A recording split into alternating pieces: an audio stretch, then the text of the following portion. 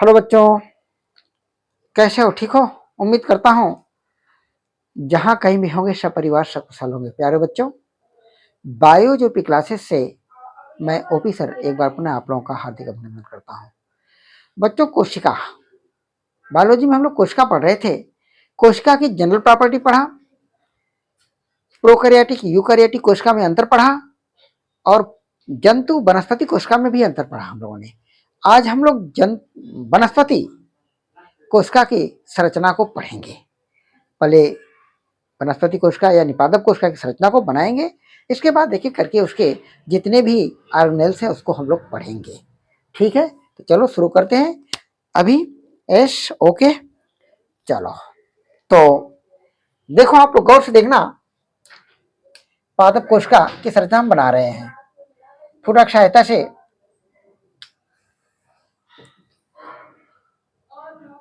एक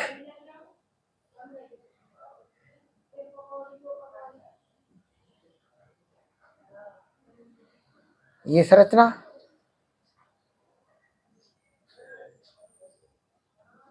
यहां से दूसरी संरचना ऐसे यहां से बनाएंगे।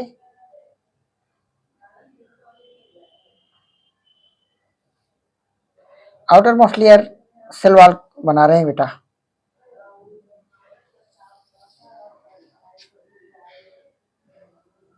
इस तरह से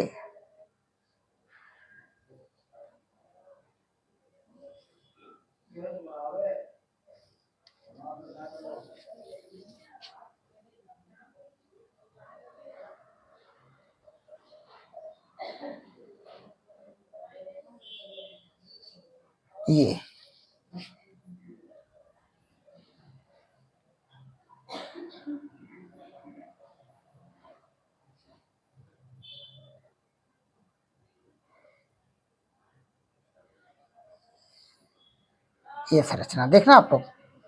इस तरह से हमने आपको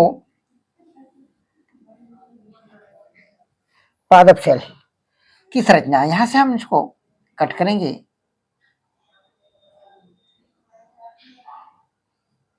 इस तरह से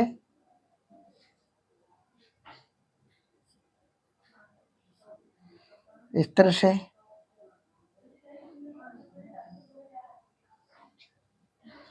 यहां से फिर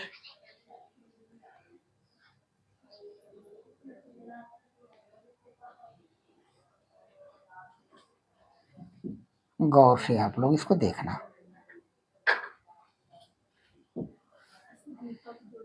इसके नीचे एसेल वाल है जो कि केवल प्लांट सेल में पाई जाती है। इसके नीचे मिडिल लैमली पाई जाती है। फिर हमने मिडिल लैमली फुटक सहायता से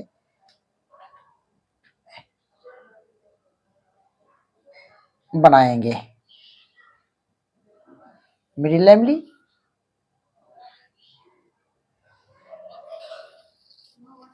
यहां से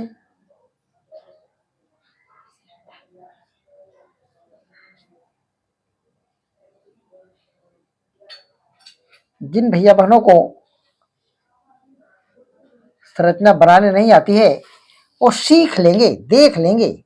बहुत महत्वपूर्ण ये संरचना है। जंतु और वनस्पति दोनों कोशिका की संरचना बनानी आनी चाहिए। यद्यपि ये हम पादप कोशिका बना रहे हैं, पादप कोशिका की संरचना हम यहां पर ड्रॉ कर रहे हैं।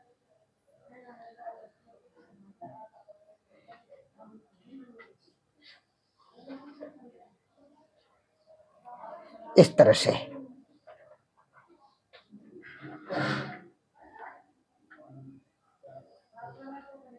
देखो, ये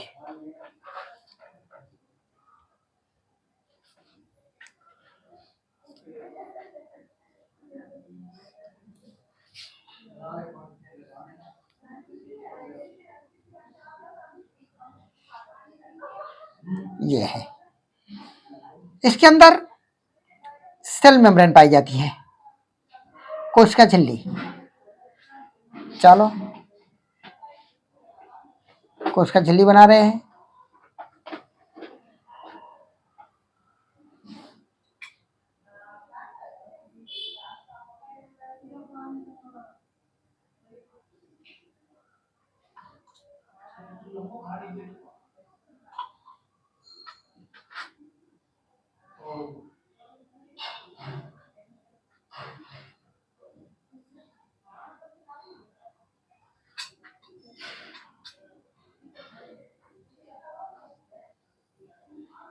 एक कोशिका झिल्ली बना दिया मैंने। ये सेल वॉल बाहर की आउटर मोस्ट लेयर है, ये दृढ़ होती है और हार्ड होती है, निर्जीव होती है कोशिका भित्ति, केवल प्लांट सेल में पाई जाती है।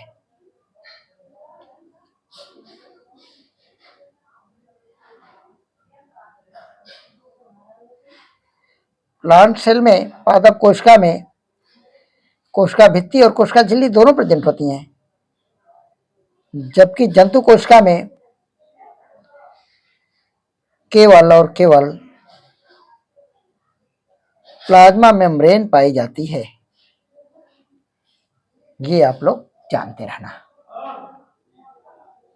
ये मार्कर कुछ हमारा काम नहीं कर रहा ढंग से, इसलिए हम गहरा कर रहा हूं जिससे आप लोगों को साफ साफ दिख जाए।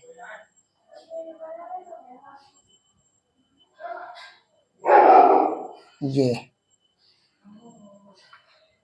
यहां पर प्लाज्मोडेस्माटा भी पाया जाता है, पोर पाया जाता है, जिसको प्लाज्मोडेस्माटा बोलते हैं, जो एक कोशिका से दूसरी कोशिका के लिए पदार्थ के संवहन का मार्ग बनाता है।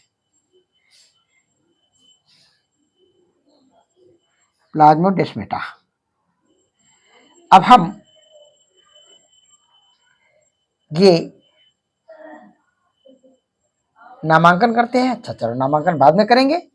यहां पर एक केंद्रक बनाते हैं पहले। केंद्रक जैसा आप लोग जानते हो, नहीं जानते हो तो जान लेना। डबल मेम्ब्रेनस स्ट्रक्चर है, दोहरी झिल्ली वाली संरचना है केंद्रक।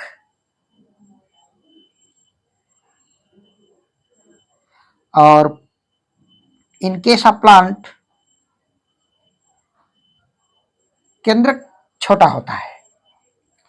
पौधे के केस में केंद्रक छोटा होता है और किनारे पर होता है, जैसा कि मैंने आपको बता चुका हूं।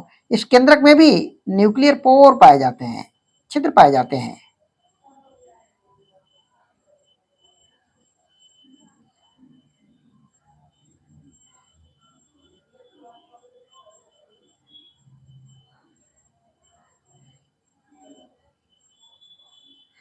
केंद्रक के बाहरी दीवार पर राइबोसोम्स पाए जाते हैं, जिसे प्रोटीन का फैक्ट्री भी कहते हैं। प्रोटीन सिंथेसिस का कार्य करते हैं। राइबोसोम्स के कारण यहां पर, चलो मैं एक और स्ट्रक्चर बना देता हूं थोड़ा सा।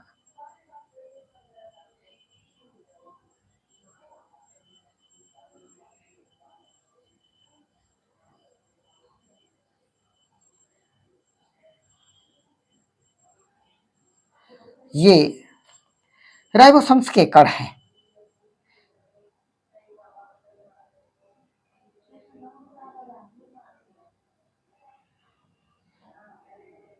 एंडोप्लाज्मिक रेटिकुलम, यूं कह लो रफ एंडोप्लाज्मिक रेटिकुलम।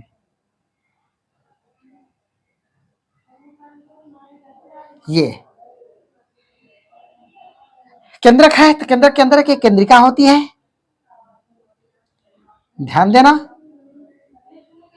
केंद्रिका में कोई मेम्ब्रेन नहीं पाई जाती है।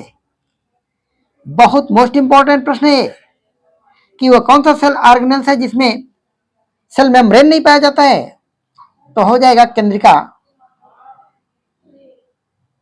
और इसके अंदर ये क्रोमैटिन धागे जैसी संरचना पाई जाती है, क्रोमैटिन थ्रेड।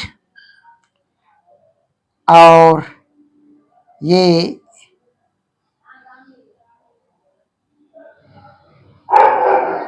जो है केंद्रक द्रव्य है। यहां पर एक रिक्तिका पाई जाती है, जैसा कि आप लोग जानते हो।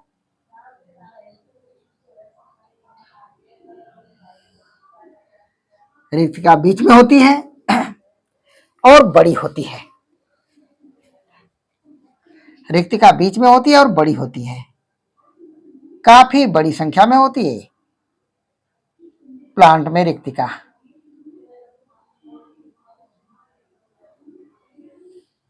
ये रिक्तिका है, वैक्यूल्स। यहां पर गाल्जी बॉडी भी पाया जाता है, गाल्जी उपकरण जस्ट बगल में।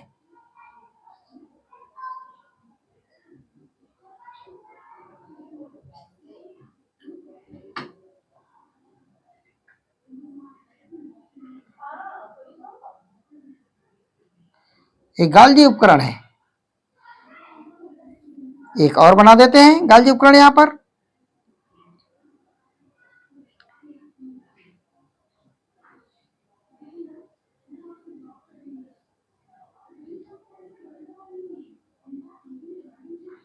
एक गाल्जी उपकरण है।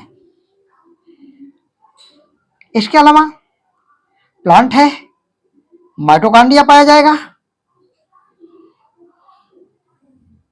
दोनों सेल में प्रेजेंट होता है, एनिमल और प्लांट में। ये माइटोकॉन्ड्रिया की संरचना है इस तरह से। इसके अलावा इसमें पर्णहरित भी पाया जाता है, क्लोरोप्लास्ट।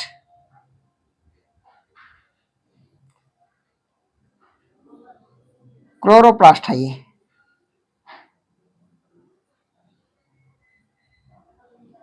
एक क्लोरोप्लास्ट की संरचना है। क्लोरोप्लास्ट और भी बना देते हैं, यहां भी क्लोरोप्लास्ट है।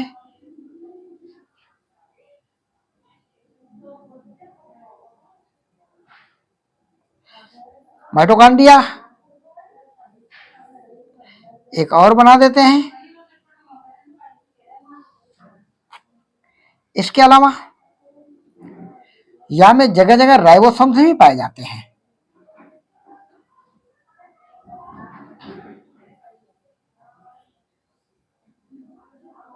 और आपको पता है कि राइबोसोम्स प्रोकैरियोटिक यूकैरियोटिक दोनों ही कोशिकाओं में पाए जाते हैं। यहां भी राइबोसोम्स बना देते हैं। और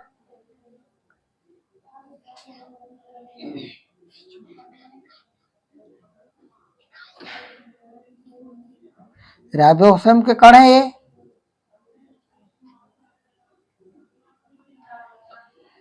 अब इसके अंदर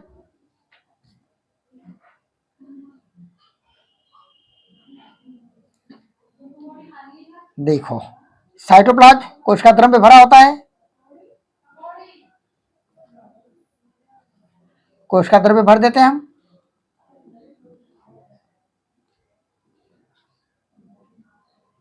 एक कोशिका द्रव्य है।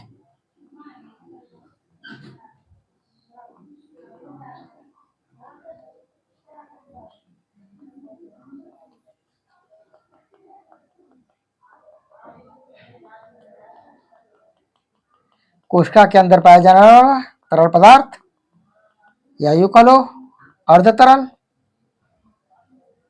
कोशिका द्रव्य, एक कोशिका द्रव्य है। तो नामांकन करते हैं। नामांकन के लिए सबसे पहले हम शुरू करते हैं यहां से।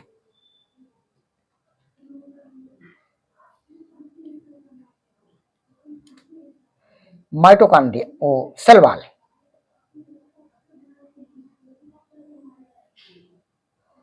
सेल वॉल, कोशिका भित्ति,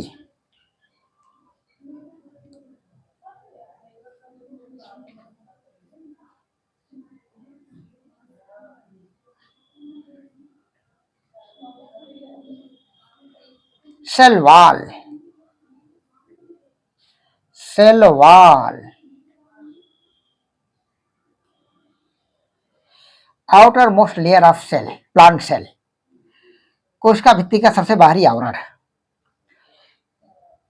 सेल्यूलोज की बनी होती है, हेमी सेल्यूलोज की, दृढ़ होती है, निर्जीव होती है। इसके जस्ट नीचे एक पतली लेयर मध्य पटलिका या लैमिली, मिडिल लैमिली पाई जाती है।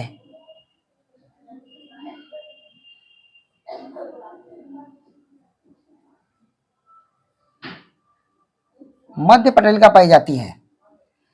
इसके जस्ट नीचे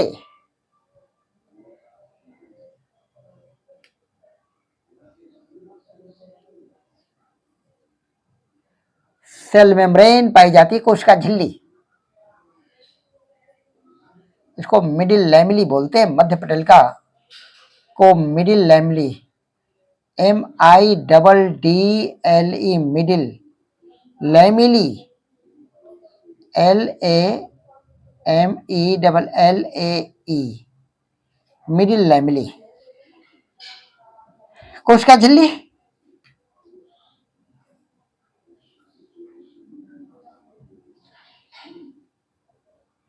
कोशिका झिल्ली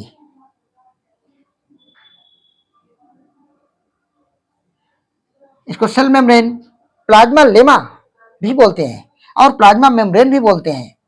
कई नामों से जाना जाता है। इसको लिख देता हूं, कोशिका झिल्ली कह लो, सेल मेम्ब्रेन, प्लाज्मा लेमा कह लो,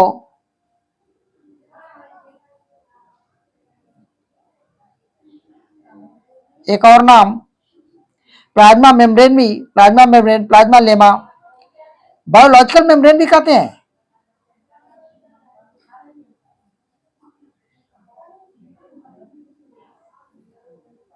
बायोलॉजिकल मेम्ब्रेन भी कहते हैं।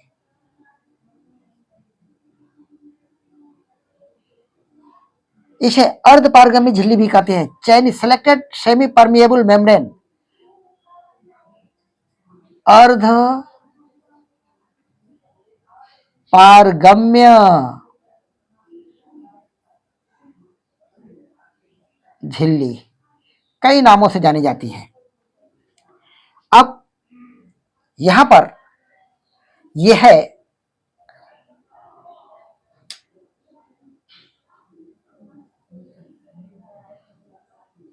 क्लोरोप्लास्ट,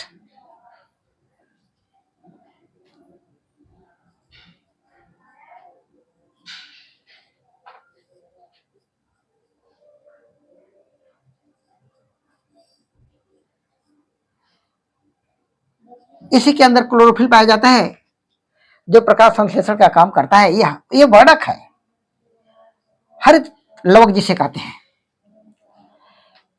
इसके जस्ट नीचे राइबोसोम्स है,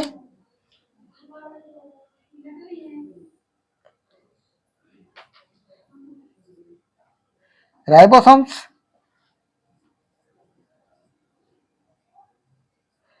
जो प्रोटीन फैक्ट्री के नाम से जाने जाते हैं, प्रोटीन का निर्माण करते हैं। इसके नीचे चले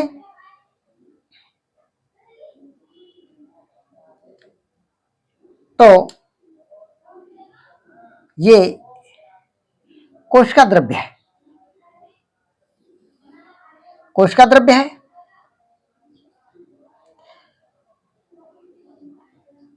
साइटोप्लाज्म,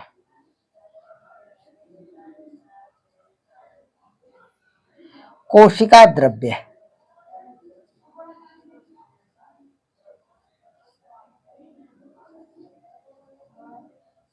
कोशिका के अंदर पाए जाने वाले तरल पदार्थ, ये प्लाज्मोडेस्मेटा है, इसको भी लिख लो। सेल वॉल में पाया जाने वाला पोर प्लाज्मोडेस्मेटा, हिंदी में भी लिखा जाएगा, इंग्लिश में भी वही लिखा जाता है प्लाज्मोडेस्मेटा। यह एक कोशिका से दूसरी कोशिकाओं के मध्य पदार्थों के संवहन का मार्ग बनाते हैं, ट्रांसपोर्ट सिस्टम बनाते हैं। अब आ जाओ, ये हम चलते हैं ये रिक्तिका, वैक्यूल्स।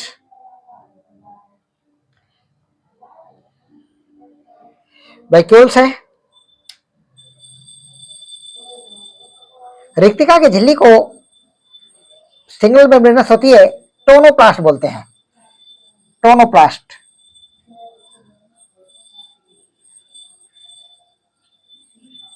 टोनोप्लास्ट हिंदी में लिख देते हैं टोनोप्लास्ट, टोनोप्लास्ट।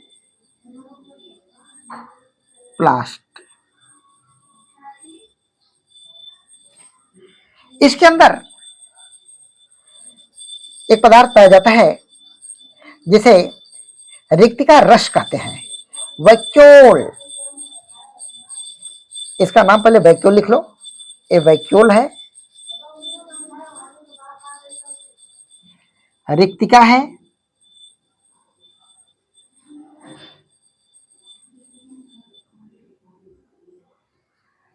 रिक्तिका के अंदर जो रस पाया जाता है उसे वैक्यूल सैप या रिक्तिका रस, वैक्यूल सैप, रिक्तिका रस कहते हैं।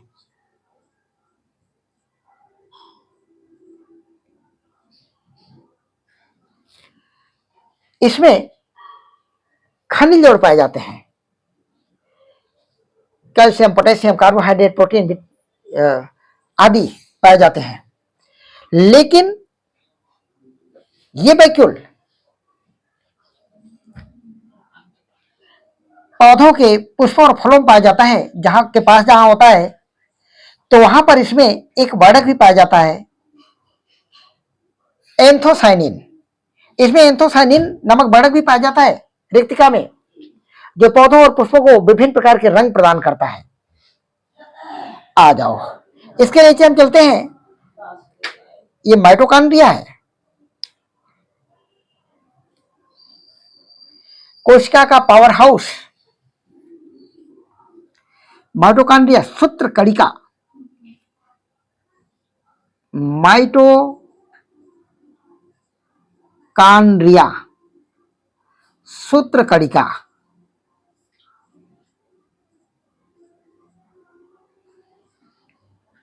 कोशिका का पावर हाउस, शक्ति गृह। अब इधर आ जाओ, यह है गाल्जी एपरेटस, इसका नाम है गाल्जी एपरेटस।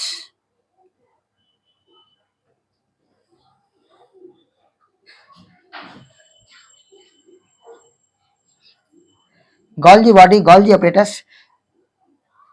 इसे डिक्टियोसोम, प्लांट के केस में डिक्टियोसोम भी कहा जाता है। गॉल्जी एपरेटस, गॉल्जी उपकरण, इन केस ऑफ प्लांट। पौधे के केस में इसे डिक्टियोसोम, इसका एक और नाम डिक्टियोसोम, याद रखना, डिक्टियोसोम भी कहते हैं। चलो आ जाओ, ये केंद्रक आ गए, हम केंद्रक पर आ गए। ये केंद्रक है, कोशिका का डायरेक्टर कहा जाता है केंद्रक। डबल मेम्ब्रेनस स्ट्रक्चर, इसके बाहरी सिरे पर प्रोटीन राइबोसोम्स लगे होते हैं जो प्रोटीन का निर्माण करते हैं। इसके अंदर केंद्रिका,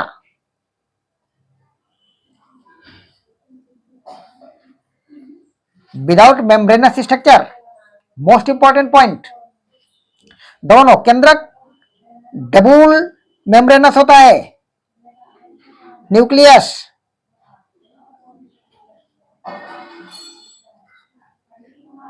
ये न्यूक्लियोलस, केंद्रिका।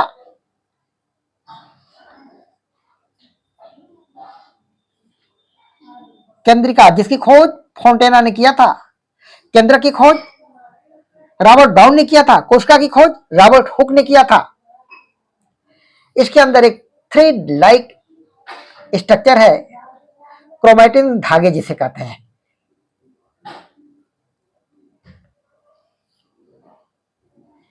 क्रोमेटिन धागे,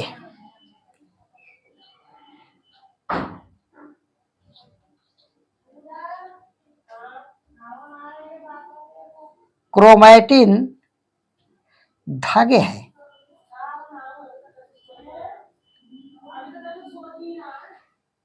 इसके अंदर एक द्रव पाया जाता है, तरल पदार्थ, जिसे न्यूक्लियोप्लाज्म बोलते हैं। लिख लो इसको भी, न्यूक्लियोप्लाज्म।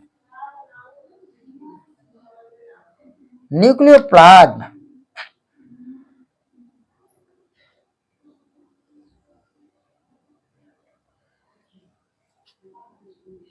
केंद्रक द्रव्य,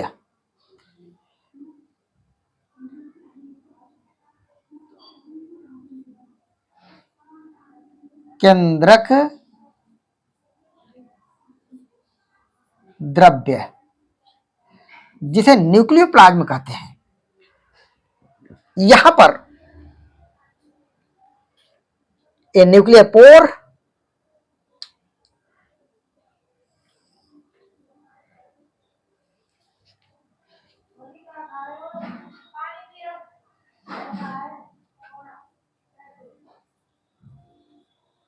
न्यूक्लियर पोर है, छिद्र है। ये रफ एंडोप्लाज्मिक रेटिकुलम है।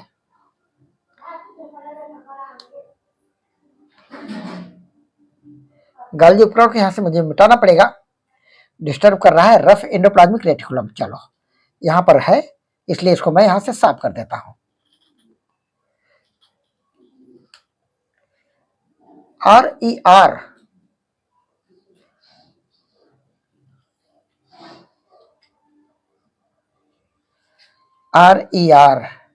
रफ एंडोप्लाज्मिक रेटिकुलम, अंतःप्रद्रवी जालिका,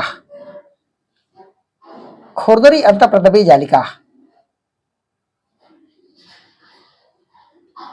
खुरदरी एंडोप्लाज्मिक रेटिकुलम, ER। खुरदरी क्या होती है? क्योंकि इसी पर राइबोसोम्स पाए जाते हैं। इसके अलावा एक और होता है, यही बना देता हूं संरचना, स्मूथ एंडोप्लाज्मिक रेटिकुलम।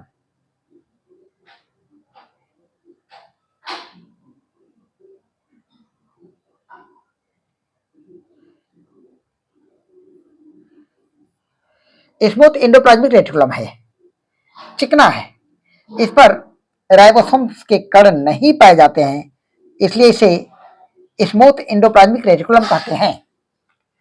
चिकनी अंतःद्रव्य जालिका,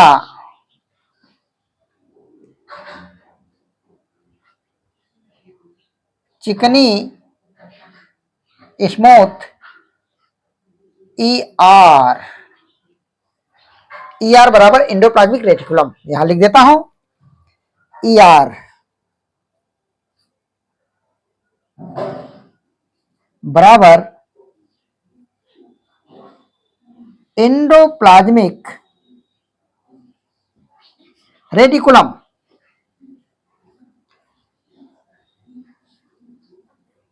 अंतर्द्रव्यी जालिका, अंतर्द्रव्यी जालिका। ये दो प्रकार की होती है। खुरदरी अंतर्द्रव्यी जालिका, खुरदरी इसलिए होती है क्योंकि इस पर राइबोसोम्स के कण पाए जाते हैं जो प्रोटीन का निर्माण करते हैं। और दूसरी होती स्मूथ चिकनी अंतःप्रद्रव्यी जालिका, चिकनी इसलिए होती है क्योंकि इसमें राइबोसोम्स के कण नहीं पाए जाते हैं। एक प्रोटीन का निर्माण करता है, एक फैट और लिपिड का निर्माण करता है। तो इस तरह से ये, इसको फिर एक बार मैं बता दूं, कोशिका भित्ति, मिडिल लैमेली, कोशिका भित्ति सेल वॉल की बनी होती है, outer most layer of cell, plant cell, पादप कोशिका की सबसे बाहरी झिल्ली होती है, कोशिका भित्ति कहते हैं। ये दृढ़ होती है, निर्जीव होती है और कोशिका की रक्षा करती है, बाहरी आवरण बनाती है। मध्य पटेल का सेल मेम्ब्रेन यानी कोशिका झिल्ली और सेल वॉल के मध्य पाई जाने वाली पतली स्ट्रक्चर जो कैल्शियम एवं मैग्नीशियम पेक्टेट का बना होता है। कोशिका झिल्ली ये मिडिल लेयर के नीचे पाई जाती है, ये सजीव होती है, कोशिका झिल्ली सजीव होती है, सेल वॉल निर्जीव होती है। कोशिका झिल्ली को कई नामों से जाना जाता है, plasma lemma, plasma membrane, biological membrane, अर्ध पारगम्य झिल्ली, कई नामों से जाना जाता है। ये सजीव होती है और ये चयनित पदार्थों को ही कोशिका के अंदर बाहर आने जाने देते हैं, इसलिए इसे अर्ध पारगम्य झिल्ली भी कहते हैं। यह लिपिड और प्रोटीन की बनी होती है, याद रखना। यद्यपि कि मैं सबका एक एक करके इसको मैं लिखाऊंगा कि इसमें क्या क्या है, कैसे है। लिपिड प्रोटीन की बनी होती है, इसे प्लाज्मा लाइपोप्रोटीन भी कहा जाता है। लिपिड में और अंदर जाएगा तो फास्फोलिपिड की बनी होती है। इसके अलावा राइबोसोम, प्रोटीन की फैक्ट्री, क्लोरोप्लास्ट, जैसा कि सभी पेड़ पौधों में पाया जाता है। ये वर्णक है हरे रंग का, इसी में क्लोरोफिल पाया जाता है, और बाकी के ये सब स्ट्रक्चर हो गए। इस तरह से आज हम लोगों ने केवल इसको बनाना सीखा। 9th के जिन भैया बहनों ने प्लांट सेल या एनिमल सेल नहीं बनाना जानते हैं, वे यहां से देखेंगे और प्रयास करेंगे, सीखेंगे, एक बार में 2 बार में उनको आ जाएगा। बाकी इसका वर्णन हम नेक्स्ट वीडियो में फिर करेंगे। तब तक के लिए धन्यवाद।